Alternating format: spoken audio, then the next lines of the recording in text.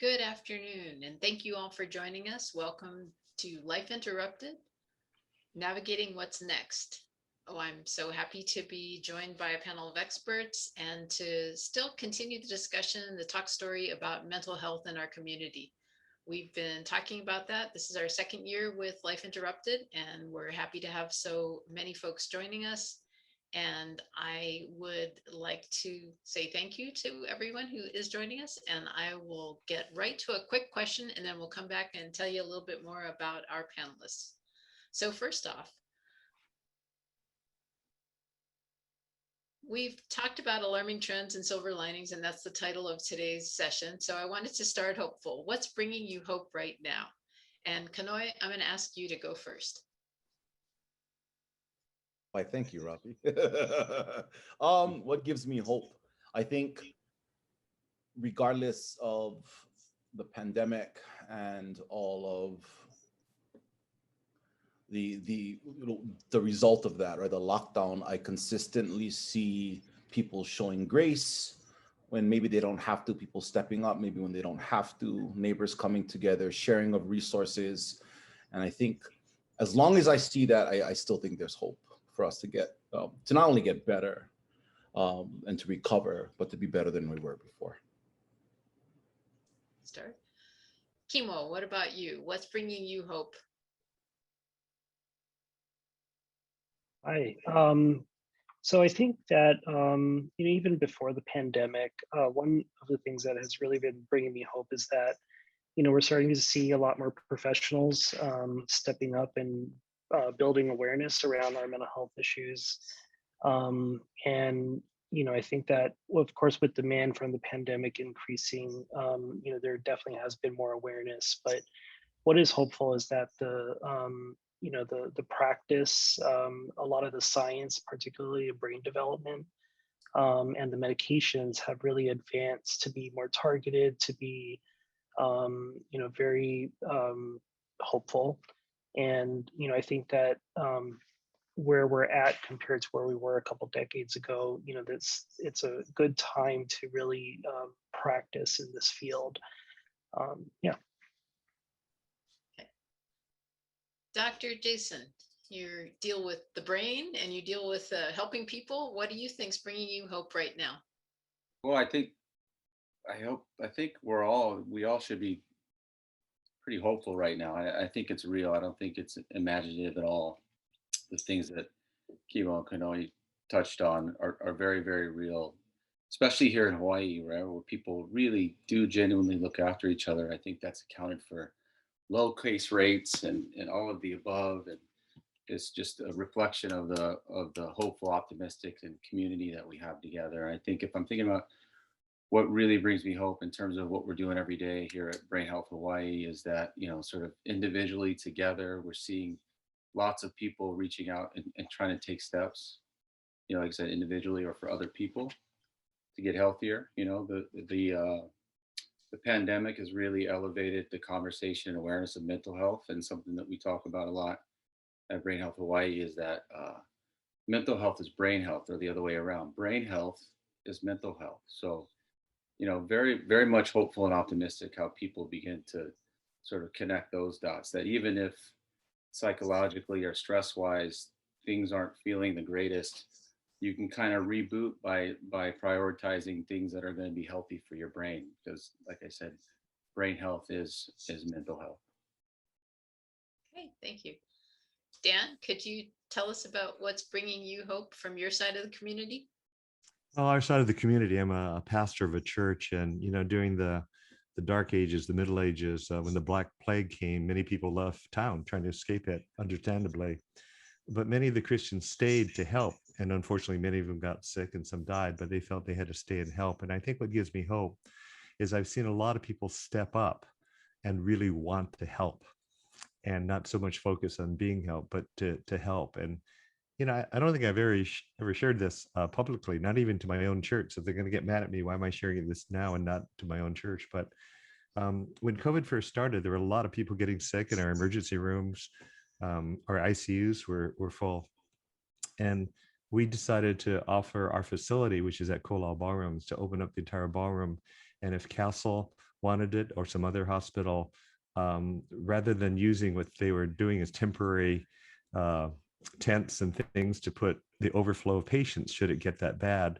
We said you could go into our ballroom and use it and take over the church sanctuary, and because it's an open space. And that was a huge risk for us, because if people did come in and had COVID there and they were there for a while, it was very easily people could say, we're never going to go to that church because they have COVID people. Or the fact that it's Kolal Ballrooms, where we serve receptions and parties and nonprofits, which is now open. It's been closed for a while, but it's now full on. That would hurt our business tremendously if people said, you had COVID patients here, we're not going to have a party here, we're not going to have a reception. But I was so happy with our two boards of directors, both for the church and Kolal Ballrooms. They said, you know what, Dan, we're going to do this. And I had proposed the idea to them, and they said, we're in, even if it hurts us. And so that was really cool. And it turned out we weren't needed, but Castle and others appreciated that we were there to stand with the community during a very difficult time. So I was happy people went towards the disease and not ran away from it to help. Yeah, that's a cool story. Thank you for sharing that. Claudia, what about you? We've talked a lot about the alarming trends going on. What's bringing you hope as you work with people who are among the most affected by mental health issues now?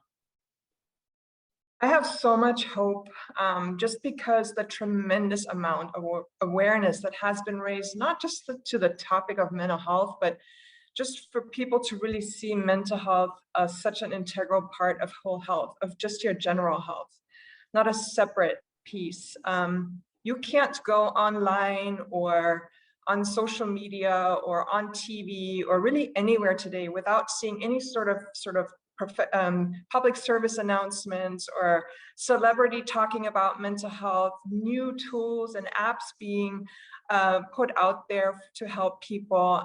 That's a lot of hard work that a lot of advocates have tried really hard to do over so many years. And as bad as the pandemic was and is, I believe it really has helped to catapult mental health into the forefront. So I'm very hopeful for that. That's great. Well, thank you. And that's a perfect segue to thanking everyone for joining us and saying again that we're happy to do the Life Interrupted series this year.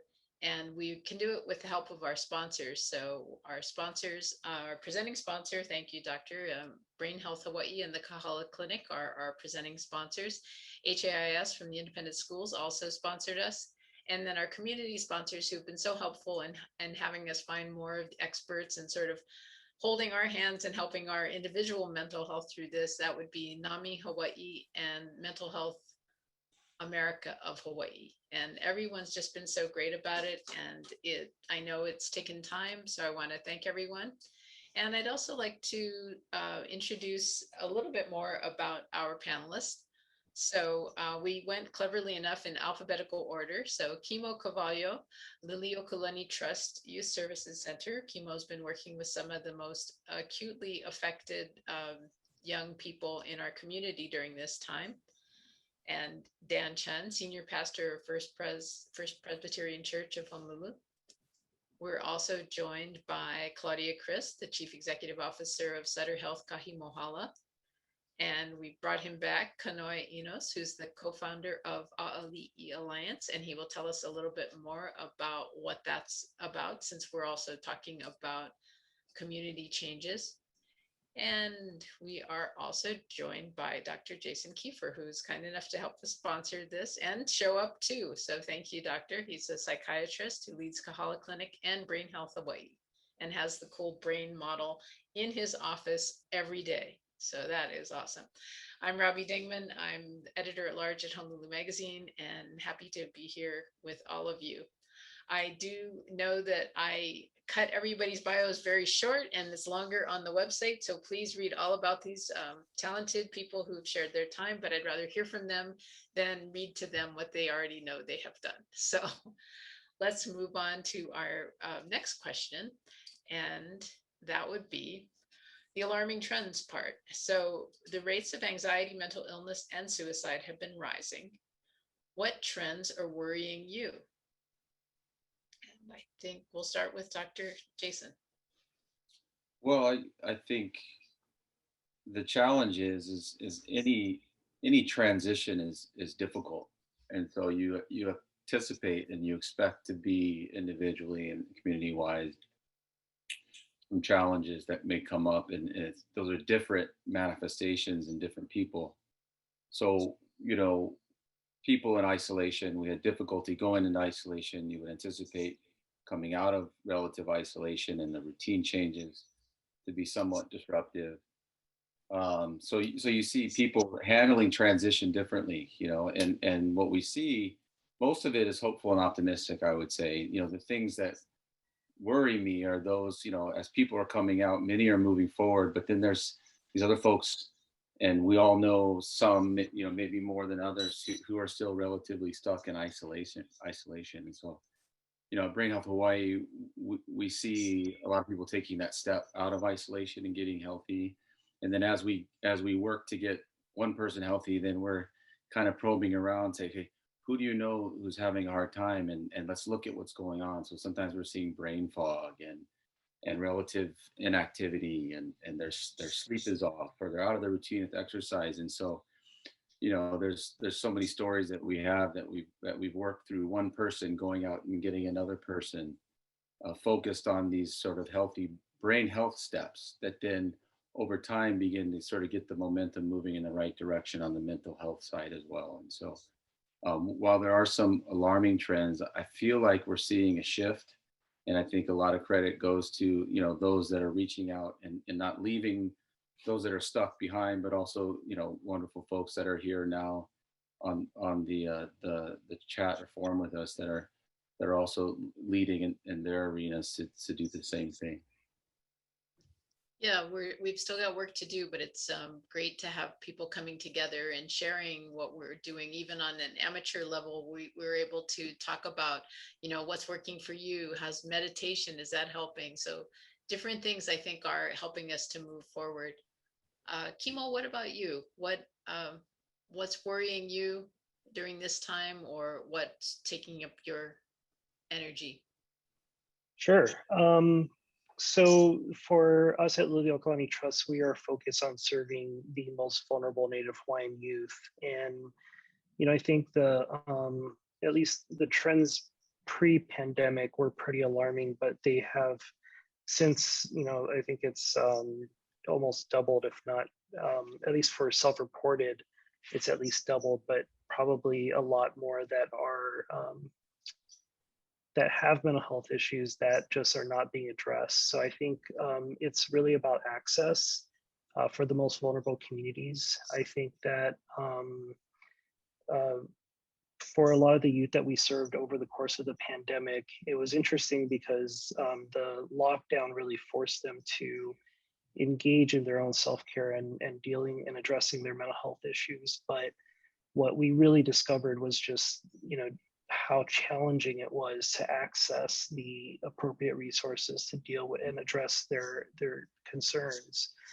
I think that we are working a lot through our policies to give adolescents and young adults more access, but I think that we're going to have to streamline and coordinate a lot more continuity of care as a minor ages out into young adulthood, and to hopefully look at the insurance providers to see if we can get certain types of treatment options available to these kids.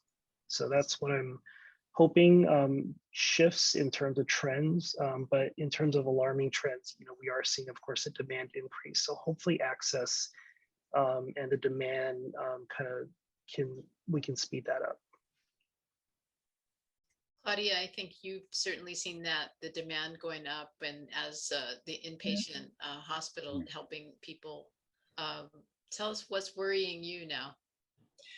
So, I want to take that message of hope that I shared earlier with the increased awareness and just everybody really seeing mental health as such an integral part of health into, we need to channel that into really taking a look at why is our youth suicide rising the way it is.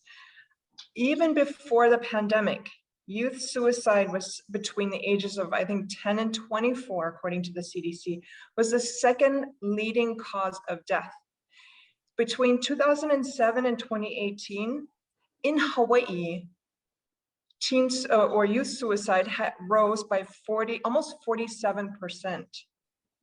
I really think we have got to look at that, and we have to really worry about that. We have to really start putting a lot of blanket and warmth and resource, our community resource around pregnant women, young families, children between the ages of 0 and 5, to really build some of that resiliency and try to really reduce some of these horrible or adverse life events that they're experiencing. I really worry about the trend in youth suicide. I also at the same time saw that through the pandemic, because of the schools being closed down or not having in-person contact with the children, that there were a lot fewer referrals through that system to mental health services. At the same time, those same kids were isolated at home, which is horrible enough for a child as it is. Kids need to be with other kids.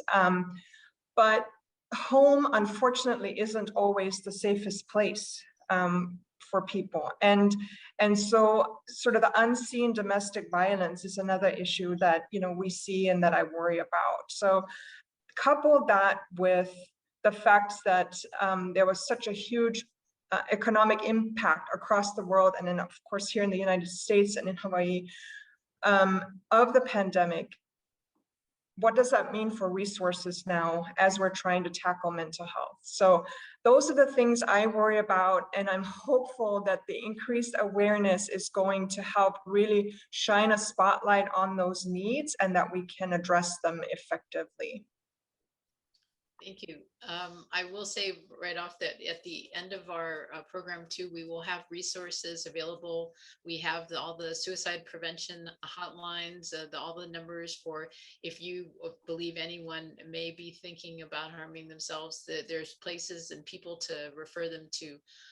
I've certainly just saw the statistic from the WHO that 1 of 100 deaths is caused by suicide. So it's certainly a big problem for the community, but it's getting a lot more attention. People are talking more about it. So that does bring us hope from a scary statistic. Kanoi, what's worrying you? I think other folks have covered, and I agree with all of it. The sort of isolation and what can tend to happen for folks as they begin to spiral, and especially, you know, to speak to Claudia's point too, we have less mandated reporters in contact with kids, right? So if there are unsafe homes, we don't have that checks and balance systems that we had, at least in the past with schools, hopefully moving forward. And so, yes, that's concerning. I think what also concerned me, what has concerned me over the past year has been some of the misinformation around what could be helpful, maybe some of the fear mongering that we would have seen, whether it be on social media, whether it be on certain media outlets, the sort of breeding of distrust of the helpers. That's fearful for me.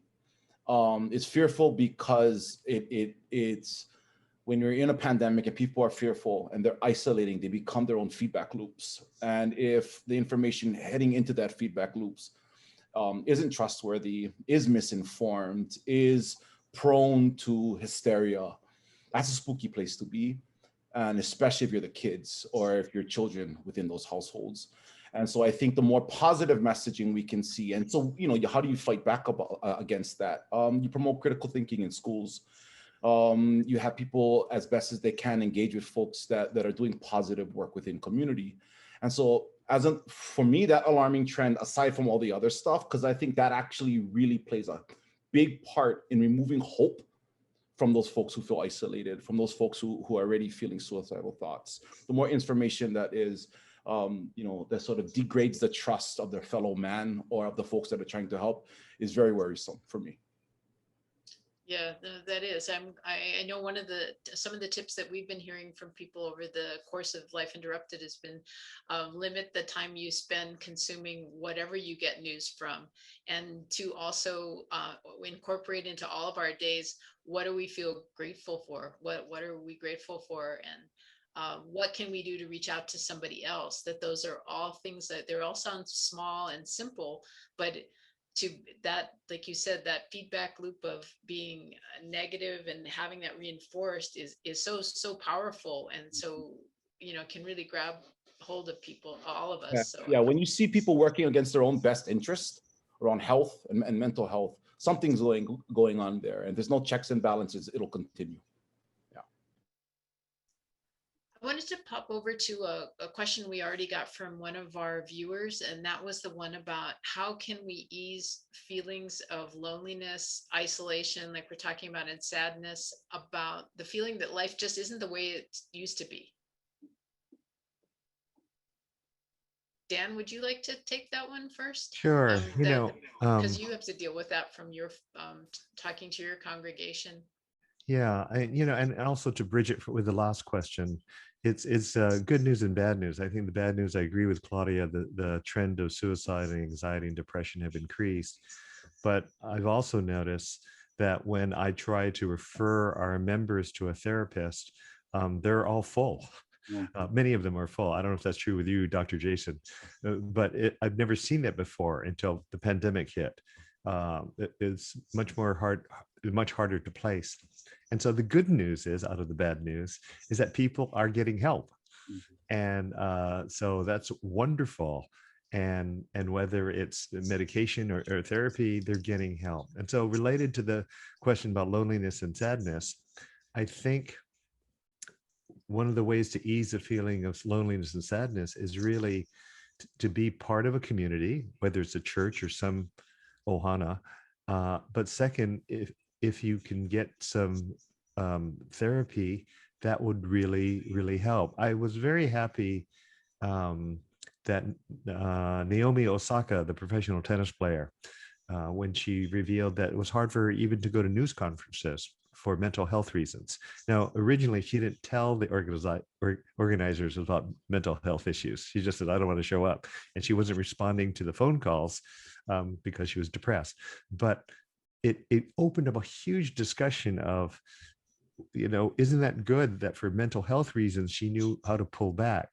And so if you're lonely or sad, I would say it's great to identify that. And then second, if you can be with some loved ones or professionals that help you go through the journey with you on that, that is a way out. So that's just a start, knowing others are going to jump in on that question. Dr. Jason, on that one, even when you personally, if your practice is full up and can't take new patients for some weeks, what are some of the other advice that you can offer? How can people? I mean, the point that the pastor makes is so valid. And in fact, I was just talking to Dr. Julie, who works at Monakai yesterday, just a random call. And it's quite remarkable. I mean, on one hand, the double-edged sword is there's increased awareness around these things. And then to the pastor's point, it's everybody's full. I mean, I thought it was just our clinic, but I was talking to other clinicians. I know on the inpatient side, they've been incredibly busy, putting in work in the trenches. And it's tough because, we all want to help. And so we have to sort of think, okay, how else, to your question, how else can we be helpful when unfortunately access at any given time is limited? And I think the first thing is, first of all, to feel fatigued and lonely and stressed in a situation would be totally normal. It would be abnormal to feel really good. So it's like, hey, this is kind of a normal thing, first of all. Of course, we don't want it to last for too long because, one thing that we need to realize, and we keep hammering over and over and over again at Brain Health Hawaii, is that brain health is mental health. So if we think about where the mind resides, the brain, we have to remember how our brains are wired, and they're wired first for oxygen, and then sleep, and then food and water, and then right after that, after probably a century of studying and grandma and grandpa common sense, we know that the brain is wired, it needs social contact. Without that, it does not develop properly, it doesn't function properly. So it's keeping those brain health needs in mind, because that, even if at any given moment you're not psychologically or mentally feeling great, over time, if you're taking care of some of those basic brain physiology needs, of which one of them happens to be social contact, which we were robbed of, we have to start taking those steps. And so increasing awareness of that, because we just see it over and over. Sometimes it just takes a 5-minute walk a day with someone else. It can be something that simple. You know, if you're taking care of your sleep and you're getting adequate water, nutrition, then again, brain health needs connection. And so stepping forward, helping someone you know who is struggling that you care about, getting them out of the house for 5 minutes, or if you're the one that's struggling, when someone reaches out to you, just take a leap. You just never know what's going to happen, and it's usually good. Very rarely have I heard a story about how I was stuck and I was frozen, and then my brother or my sister or my mom or my close friend came over and we went out for a walk, and boy, that was horrible. It's usually the opposite, and that can really get a ball rolling in terms of the brain health and moving forward. Yeah, that's a great point, that a lot of it is sometimes the self-care, and it's not to expect so much of ourselves, to sometimes just getting sleep, eating the right thing, walking outside even for a few minutes, feeling the sun. I've had people say, you should even like take off your shoes and put your feet in the dirt, that just helps. And I thought, really? And I tried it. Yeah, it does help more, take off those slippers. So Yeah, I think, and we're fortunate to live in Hawaii, where you can go put your face down in this wonderful ocean, and there's something meditative about that. And then if you add the value of doing that alongside someone else, there's some therapeutic value there, that can really go a long way, and maybe perhaps get something special started as we come out of this isolation period. I've been encouraged by how many mental health experts have actually said what I've just thought from growing up here, is that being in the ocean is really therapeutic, and it's for so many reasons. You get the weightlessness, the exercise, the being outside, the just connection. So again, this question about isolation did come from one of our viewers, and I want to encourage everyone to send in your questions. To do that via the Q&A, so that way we can see the questions come in, and we're eager to hear more about what you folks are thinking. We've got a lot of things we can talk about, but we want to make sure we're talking about what people want to hear about as well. So I'm going to move down the line and ask Kimo what your thoughts along this topic about these feelings and moving forward, or stories of resilience. I'm kind of flexible about what you think as we tell people about. I think a lot of us at first did think there was going to be this switch from the pandemic to life the way it used to be, and I think after all this time we've realized there's no switch like that. It's going to be different, but how do you help people get through these times? Yeah, I think at this very moment in time, a lot of people, with everything sort of reopening, it's giving us that pause moment to think about, how do we go about getting back into the community in a social way, but being careful and healthy. And I think that those are conversations that we're having, particularly with kids. And I think to really address the question, I think, Pastor Dan, Dr. Kiefer really covered, 95% of it. I think that really what it comes down to is self-care. And but the basic essentials, it's Maslow's hierarchy of needs, right? You need food, exercise, good sleep. Without those bare essentials, you're not going to be able to focus on your mental wellness. And so, just having just self-care to start is a really important step. And I think at least for our kids as they're beginning to socialize, I think getting outside and getting involved in sports or building connections, we all need to process what's happened. And I think that, to Pastor Dan's point, maybe if it's not a professional, it's someone else that you can pick up the phone and call, but processing a lot of what's happened over the last year is very important.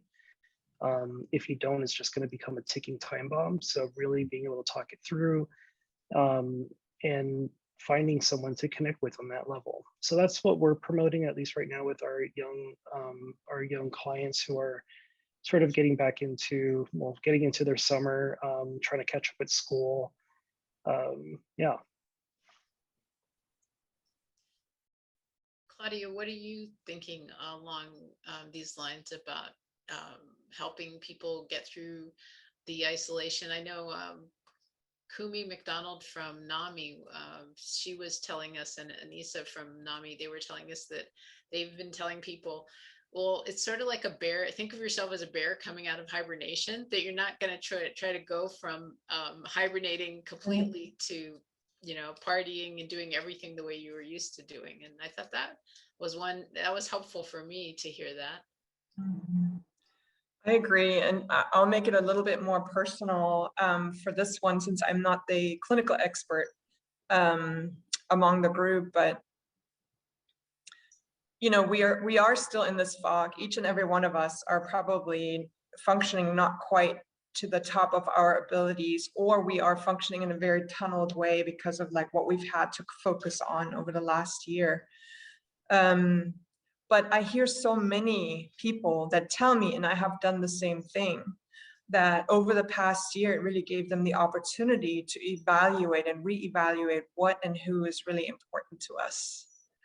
And taking that what and that who to really nurture relationships, not just via text messaging, but actually meaningful outreach.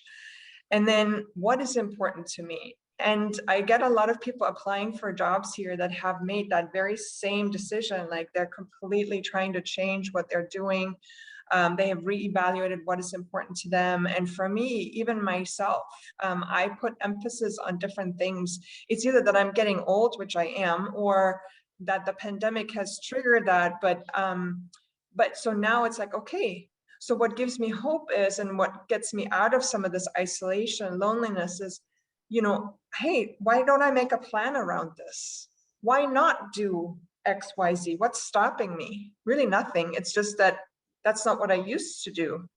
So that's one thing that I think is really helpful. And then the other thing I've started to do, and maybe the doctor or any of you can chime into this, is that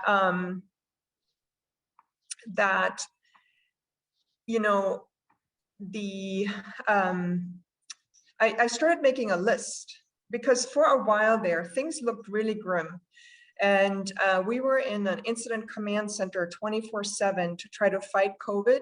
Believe it or not, even at a mental health hospital, it's just as important to keep it out than to fight it once it's in. But then also to work with our staff and our fatigued staff wearing a mask all the time. The only reason why I get to not wear it right now is because I have the door closed and I'm not with my staff, and the masks and everything. And what I started doing personally is kind of okay, you have to stop here, make a list of what's going well for you, what's actually going well.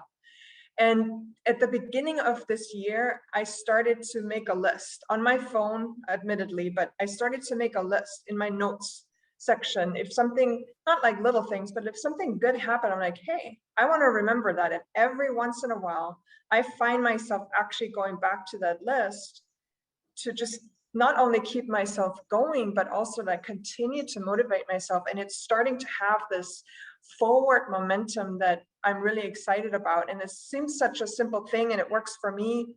I don't know the science behind it, but I have to tell you that those are some of the things that come to mind for me. Thank you. I think that's really helpful. I think everyone could use that one. I know we were fortunate to hear from a speaker at my office about who talked about how we're navigating all of this. And he said that there's two kinds of people right now, those who are burnt out and those who admit that they're burnt out. Because, it's just, there's a lot, it's a lot. And so we wanted to, it's good to talk about that. And I think, Claudia, that's a really, what's going well for us is something we can all do at all ages. Kanoi, was there something you wanted to add on? Yeah, just really quickly, there's a concept called the tyranny of small things, and that they used it on NPR. I heard a story about that's how World War I happened, right? These little things, these little things, little things. Well, they can be like a tyranny, they can also be positive, right? If folks accept that you can't control, you can't stop the pandemic, you can't stop, you know, the massive forces outside of you. However, I work in systems change, and I know systems change incremental, right? It's like moving an entire ship. And so you can speak of that for yourself. You are a system in and of itself. Start small, give yourself grace for the moments that you kind of can't make it that day. Start with the funny show. If you want to go out and hang out with friends, I don't know, put on a funny show that you used to watch before. Start there, right? And have grace for yourself, because it's highly unproductive for you and the system at large if you remain isolated. And if you think that you're the only one, there's lots of other people. So just have grace for yourself and start small. Good. Everybody good else thoughts. covered everything. No, that's all good. Thank you. Let's move on to another of the questions that came in from our viewers. We heard, what are some lessons learned during the past 16 months? And is it possible to have pandemic fatigue? So I'm going to be nice and let Claudia go first and pick which side of which question you'd like to answer, and then not make everybody answer the same question. So we're all going, oh no, I like what they said. So Claudia, what do you think of those things? Would you like to share a lesson beyond a further lesson learned? You just shared a really good one about making that list. Did you want to address that, or pandemic fatigue? You know, I read a lot about pandemic fatigue, but I want to yield to our clinical experts on that one. So I will do the lesson one. Okay. So one more thing I'd like to share is that as a hospital CEO, it's really important to be prepared. And what an important lesson was for us as a team here was, it's really, really good. It really helps to have a plan. And to be very, very flexible and nimble. So to have a plan, and then a plan 1A, 1B, 1C, 1D, and be prepared to create something in between there. But it's really important to have sort of a plan and an outline for these kinds of events, and just for like major life events, but also be really flexible and knowing for sure that you're going to have to be flexible and nimble. Having had to be, and you know, how many times have we read in the last year, due to the fluidity of the situation? How many times have we read that, right? So due to the fluidity of the situation, it was best practice for infection control and for protection, for these things, to do something very different every single day. It was really hard to keep up between the CDC, the local health departments, you know, everybody was a scientist, and everybody had the latest. As an organization, when you're responsible for the health and well-being of patients and of staff, and every one of my colleagues here on this panel, they're in the same boat. You feel responsible, and you're like, okay, you know, which way do I got to turn? So I have an overall plan on what to do, but now I have to like always be ready to turn. So I think it's important to have both in place, and just to know that you are going to need to change.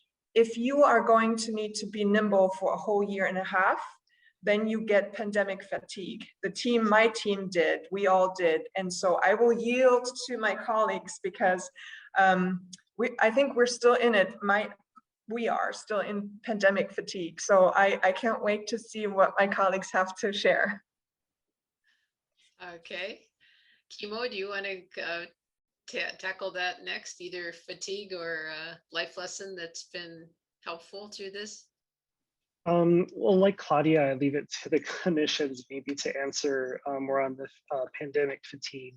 I think in terms of the last 16 months, though, I maybe just reinforce my message. It really is about the need for access to these resources. With demand increasing, we really do need access and more coordinated services, and also just the importance of self-care. I think that there's a comment here in the chat box, and I think that over the last 16 months, these are essentials that were provided to our community: mass food distribution, stimulus money, unemployment benefits. Add to that the eviction moratorium. These are things that are ending, and I think that hopefully we can look at the last 16 months and really reflect on what basic needs were met for our community just to survive. And I think that, and I hope that, these lessons can be reflected on as we create new policies and reallocating resources to really meet these basic demands. So I'm really hoping that the last 16 months really is going to provide insight to what's needed in the future. And for our viewers, then that would be a mixture of the ways they could help with that would be if they do have resources that they could bring to it to help contribute, and then to also be involved, reach out to their lawmakers to talk about what they feel is important. Those are among some of the steps that I think people could take. Were there other ones you were thinking about?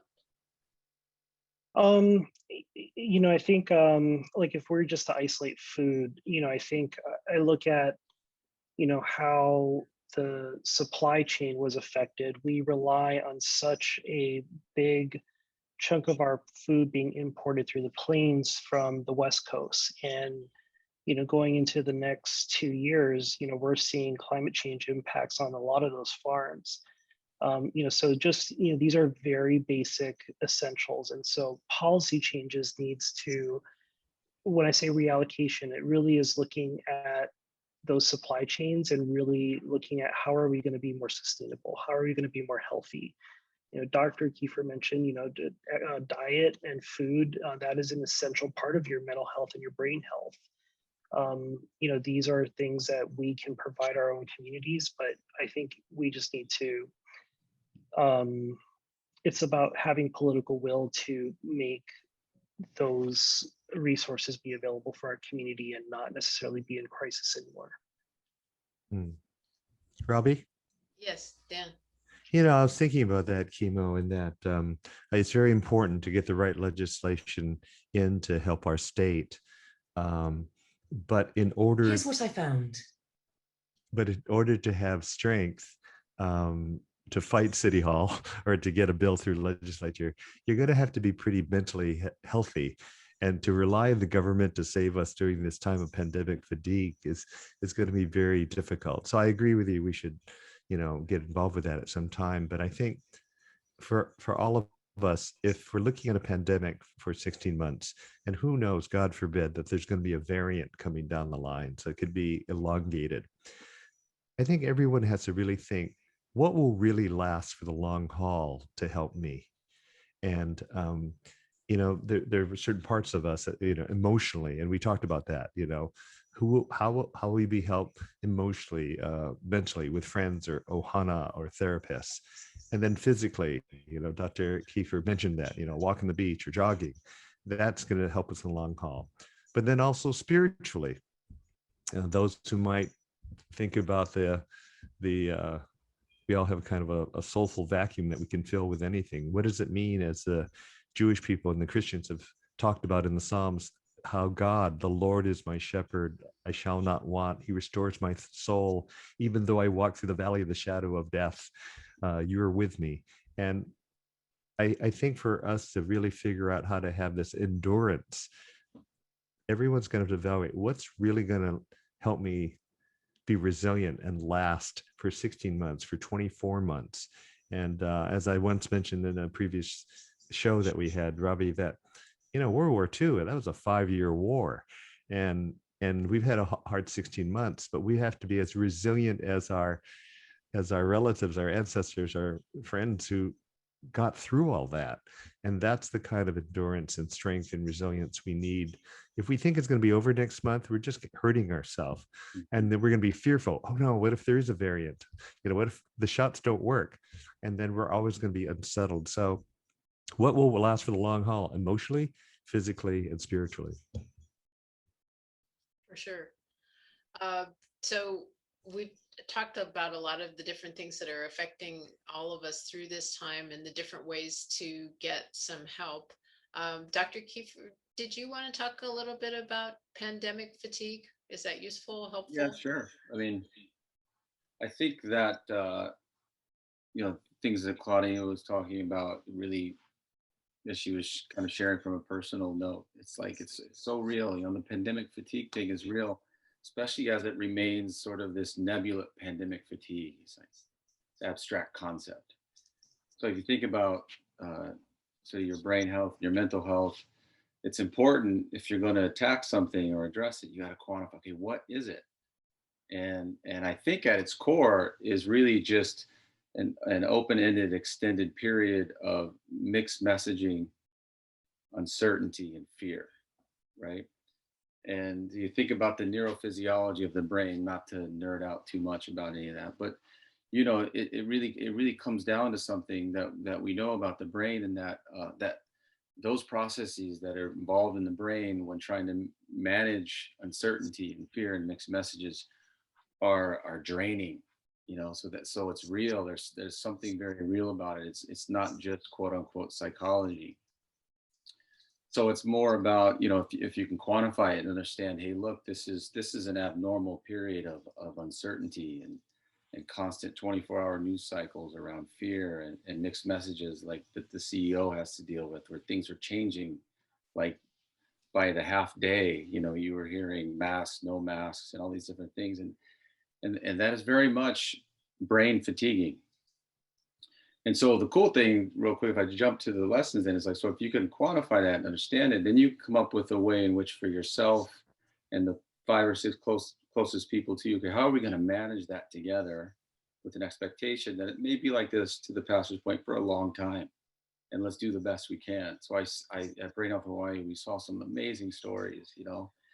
A friend of mine, Reedy Mai, I want to give him credit, because out of nowhere, here's a guy who doesn't really even know another guy, but he's aware of the fact that he's hurting. So he, through another person, puts me in contact with Mikey Red, the kid, the surfer, who's an amazing human being. And so just that mere act of one person looking after another, next thing you know, he's helping his dad. And then Mikey makes a call to another Big Island person who was hurting and was now in the middle of a miraculous recovery, Pua Wong. So it's like they sort of rallied together, even though none of these people knew each other, during a time of uncertainty, through the fatigue, to start focusing on their own brain health. And then as they got healthy, they started thinking about other people. And it was like one by one, and we saw this over and over again. And it was a really, really neat example of how once you can quantify what it is, so doesn't remain this sort of behemoth that we can't deal with, and start at the micro level, you can really start to exact some change, because most good sustainable change happens at a local small level. And then, as the pastor points out, then we can, once individually and collectively we're all doing better, then we have the power to go take on the system and really make those changes that are going to bring even more sustainable changes, on and on and on. Yeah, one of the things I think did come out of the pandemic is that people were talking about some of how those small things can help. So you might not be able to buy in a normal time all local all the time, but I think people saw what happened with the shortages, that we saw that we do need to buy local and we need to keep buying local. So now that the store shelves are full again, we got to keep buying local. I mean, one of the things I've preached on for a while is always buy local eggs. You can always afford to buy local eggs. You might not be able to afford everything local every time, but you could do that. And that to think about the small things that we can do, because together, when we all do those small things, it can definitely make a big difference, as you folks are all talking about. Dr. Kiefer, I also ask you one of the questions that came in from our viewers. I think it's a really interesting one. How do you learn about your brain health? I think I'm sure you could do a whole hour on this. So I'm going to ask you to give us the, the shorter version of that. How do you learn? Well, the first steps you could start at home is, these biometric trackers aren't perfect, but they're a tool. And so if you have access to those, then you can start getting some data on yourself related to your sleep and your heart rate variability. And these things that we know are really good indicators, not perfect, but really good indicators right now of sort of where you're at. And of course, at Brain Health Hawaii, we have a way to do a sort of a quick functional mapping of the brain activity. It can tell a lot. It can tell a lot about, whether or not you're getting good quality sleep, or you're burnt out and dealing with anxiety and trauma, or, what we saw is a lot of people coming through this pandemic period. Once the merry-go-round of life stopped, we were forced. It was like there were a lot of people that lost the way that they were coping, right? Whether it was excess activity or this, that, and there was this underneath the surface. We think we saw a lot of concussive and subconcussive injuries coming to the foreground. As people were then realizing, oh, wait a minute, maybe I'm not doing as well as I thought. And so being able to do a quick mapping of that, quantify it, and then deal with it. But I think if you're at home and you don't have access to those things, I think you can kind of start logging. Okay, what time do I go to bed? What time do I wake up? Do I wake up throughout the night, and how many times? And if you're starting to see a pattern of, not getting enough sleep, so for an adult, you should have an 8 or 9 hour sleep window and then get 6 to 7 hours of sleep. And if you're not, then you should go to your primary doctor and sort of ask for a sleep study, or sort of begin that journey to figure out what's going on. Because if you're not sleeping well, but your mental health is eventually going to suffer. That's a I don't want to go on for too long, but those are good. I think you give a good mix of, you can check by how much sleep you're getting, and then if you have access, you can sometimes through your medical insurance, and your primary doctor, you could get a sleep study. So if you already know something's up, you might be able to find out more about that. When you talk about things that track you, does it have to be the specialty things? I just want to ask you that one quick follow-up, or can it be as simple as, I know people are using more of the watches, wearable? Yeah, it could, I mean, like I said, they're not perfect. So I don't necessarily use them as the Bible, but they're, over time, if you're using on a regular basis and there's trends, there's a lot of power in that data that can tell you a lot.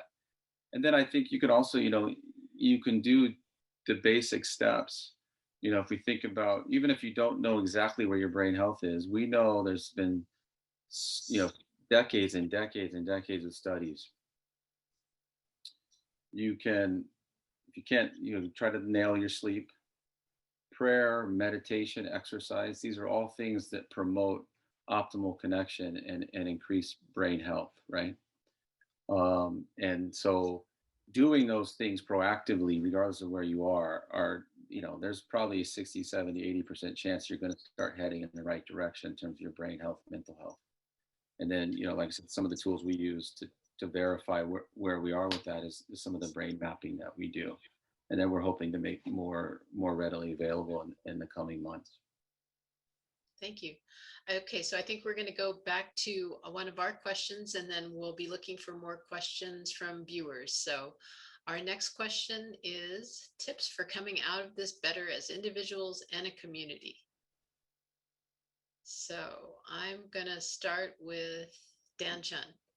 What do you think are good ways for coming out of this as better as individuals, as a community? We've had a lot of time to think about the better life that's out there. There are many paths to the mountain. You lead some of the paths to the mountain. What do you think, Dan? Well, I think basically I want to say be realistic, or maybe I should say define reality. A friend of mine he's passed away now, former CEO of Herman Miller, said everything in leadership is just between two things: define reality and say thank you. And as a leader, everything you do is between those two things. And defining reality is just saying, yeah, it's hard and I need help and I'm not as perfect as I thought I would be. Yes, a variant could come. Yes, the pandemic may last longer than I want, but we have to face reality for good mental health. And then the other part about saying thank you, like you think, how does that all fit in? Well, I think looking for areas where you can daily be thankful for that joy, that win, that victory. And, I'm not just saying this because of all the people who are on this show right now, but our church just recently decided to every week pray for our mental health providers. We had always been praying for the military, the fire, the EMT, and we thought, you know what, we should be praying regularly for those who are the front lines, giving mental health and healthcare providers, because we want to say thank you. Because you all, we've been talking about us who are suffering from the pandemic and fatigue and all that, but you all are suffering from fatigue in an elevated way in some senses. And so just know that's a way our church is saying thank you for what you're doing and the hours you're spending and the wear and tear on your souls. But that's kind of the rhythm. If we can be, I gotta face reality and say thank you, I think that could be a tip for coming up better as individuals and a community. Thank you. Claudia, I feel like he kind of teed that one up to you as on the front line, their mental health and leading a Kahimohala Center. Can you talk a little bit about what tips you feel like might help us as individuals and or as a community? So one of the things that I've learned working in this field is that there's a whole field of study developing around the power of hope as it relates to coming out of something like this, and as it relates to resiliency, and as it relates to moving forward. There's anything from products to studies to there's so much out there if you really start to look for that. But it's really important, I think, that we have something to hold on to that gives us hope.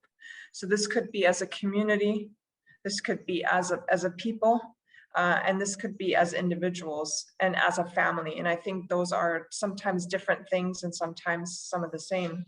So what are some of the things that gives you hope? Is it the fact, when vaccines came out here in Hawaii, end of December, my colleagues from all of the hospitals and healthcare systems were on daily early morning calls with the Healthcare Association of Hawaii.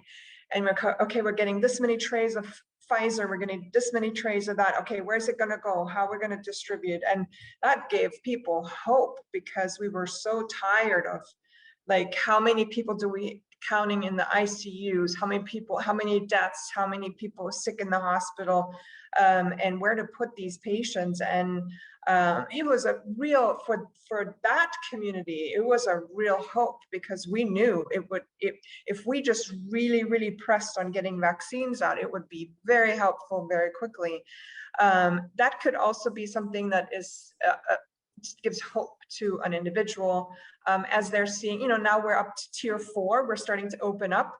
And the next level after that is actually dependent on a percentage of people being fully vaccinated. And so that's one thing that, people, and then focus on what you can control. Focus on what you can control. And I think those are the two things for me that are most important right now, and that I've learned so much about working in this field. Okay, Kimo. So focus on what you can control and focus on hope. Those are good places to go. Are there other tips that you'd like to add to that, or? Just to build on that, keep the conversation going. I think that awareness has been high. It's amazing. And, I think to one of these other questions that came in, as it relates to system barriers cannot be broken unless conversations are had. Mm-hmm. And so, I think one of the main system things that I continue to advocate for is we need more psychiatrists, we need more Dr. Kiefers. We increasing our supply of psychiatry and mental health professionals is needed to meet the demand. I think that, yeah, so keep the conversation going, keep awareness high, and I think that, we can continue to make progress. Kanoy, what other tips might you have from your? Yeah, for me, I think the pandemic only really wins if it changes who we are, right? I think what was really hopeful for me is the same thing. The lessons I learned is the same things. I would say that people hold on to. The only way we really don't come out of this better is if we forget all the lessons we learned and look past all the values that got us through it. Now that would be a shame. The coming together of community, the looking past differences to rectify, to help out folks, right? We have a history of in mankind, let alone Hawaii, of learning the lessons, coming together, and then allowing discourse to separate us again. The problem is, for all intents and purposes, for as bad as this pandemic was, there's definitely potential for things to be worse. And so if we haven't doubled down on the positive things that we've learned, then we don't really stand a chance per se if something else comes on the pipe. I think what I've saw during this time is that we put aside differences. We stop focusing on what the color of someone's skin was, when things worked well, what their sexual preference was. We began to say that stuff doesn't really matter in the grand scheme of things, living on an island. We are an island, we're unique, we are interdependent on one another. If we lose that, I think we're in trouble, but we haven't so far from what I can tell. I think if we find ways to rally around those things, I think we lift up those things that'll help us sustain, whether it be food production, whether it be breaking down stigma, breaking down stigmas, around folks getting help, on reaching out to, advocating for there to be better mental health care, highly resourced, better resourced food production, the things that sustain us, the things that make the quality of life for residents better, right? I think understanding that systems in place isn't broken. It's working exactly the way it was designed to work. And now, unless we get at the table to help design that, we will always be on the menu, right? And so understanding that you have a voice, you have potential, the values are right in front of us. And if you double down on that, that'll actually, in the long term, believe it or not, help with your mental health, aside from all the other wonderful things people said. Well, that's a perfect segue to our last part. Thank you. Let's do a takeaway. One thing you'd really like to share with our viewers today, something that you think is important. If they take away only one thought from you, what might it be? So you can come back from your greatest hits of things you might have already said, or you can come up with something completely different, and we'll go through everybody pretty quickly. I'm going to start with Dan. I ask you to. What's one takeaway? Just very brief. It would be realistic. Be realistic about your own strengths. Be realistic about what you want to work on, and be realistic about what's happening in the world, and that will lead to great mental health. Okay, great. Dr. Jason, what's a quick takeaway from you? I'm glad you said quick and not one. And I would like to say I could sit here and listen to Kanoe all day. I think we should, the next one should just be him for an entire hour. Takeaways would be, look, brain health is mental health, right? You can see people with healthy brains and they can go through psychological ups and downs, but if you're not taking care of the priorities around your brain health, then the ups and downs will never stop. So just really focusing on, and that also speaks to what Claudia said earlier. It's like that, this is what, to get it concrete is, and practical is, that's how you focus on what you control, is those basics around what are the neurophysiologic or physiologic health needs of your brain, right? And that's sleep. Whether you're monitoring it, it's going to predict your brain health. We can always map it if we need to figure that out. So sleep, getting outside. Kanoe used one of my favorite terms that I haven't used it in a few weeks, and I love it. The interdependence, right? It's such a real thing. And so our brains are wired to be social, and it's just, all it takes is 5 or 6 reasonably close relationships, and you're going to do well. And that could be family or be close friends, but get out with one another, and you can do it safely, and it doesn't take much. Be aware of concussive injuries. And then I would just say for those people that might be relatively stuck where they are right now, if they happen to be watching, is when someone reaches out, just try it. It's not going to be comfortable.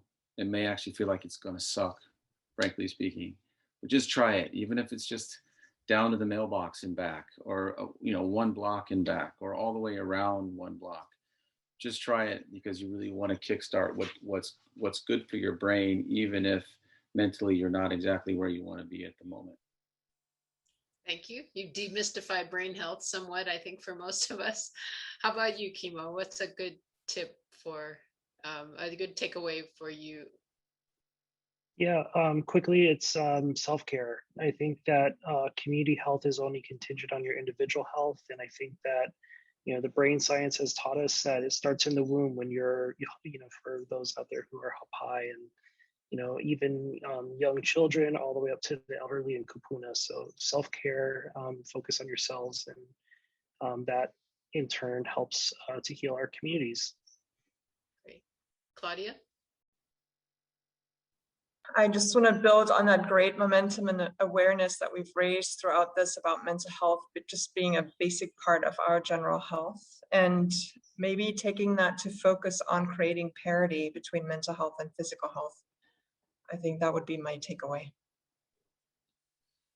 And Kanoi, as a tease to your upcoming show that we'll be doing later on, can you offer a takeaway for us? Believe it or not, I've drank so much coffee just to have the courage to sit here. So like, you couldn't stock the stores enough. But I think I would, like what Dr. Kiefer was saying. Like my girlfriend Chelsea and I always say, I've never regretted taking a walk. I've never regretted eating a salad. You know what I mean? And oftentimes the things you don't want to do is kind of your body doing, you should do them, right? Because if it was easy to do, probably wouldn't be worth it.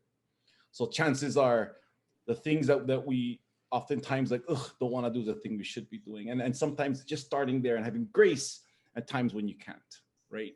Because that's resilience, right? And resilience in part is community as well, and relying on others. And my large takeaway is I am a firm believer that we have the value sets, we have the people here to make it through anything.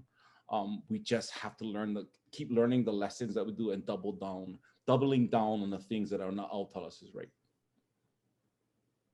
Keep trying and not just let it go. Yeah. Okay. Well, thank you. Thank you all. I want to thank you all. I want to thank our sponsors. I want to thank our panelists who've been so kind to pour out their hearts and minds about this. And I want to say thank you to all of our sponsors, to the Kahala Clinic for Children and Family Brain Health. Thank you, Dr. Kiefer, for telling us a lot more about the brain. That some stuff that as just regular users, we can make a big effect. We don't always have to be an expert. I want to also thank our silver sponsor, Hawaii Association of Independent Schools, and of course our community sponsors who helped us so much through this, NAMI Hawaii and Mental Health America Hawaii. We want to assure everyone that there are a lot of tips that can help all of us, that it is okay to feel anxious, that there are positive things we can do, like we've talked about today, going outside, moving around, controlling what we can. Don't overcheck the news, don't obsess about things, check in with others, and to remember, I think what we're all hearing, we are in this together, so let's spread aloha. If you are around anything that does make you anxious, there's also a lot of resources out there. We'll have this on our website also. You can see that there are so many places to go for different ages and stages, and from the suicide prevention line, where there's always somebody on the other line, to all of these other organizations and individuals working to help us out. So I wanted to say thank you to everyone, and to thank you again to all my panelists. Thank you for coming and helping and sharing, and take care of each other, and we'll all be better for it. So aloha and thank you. Aloha.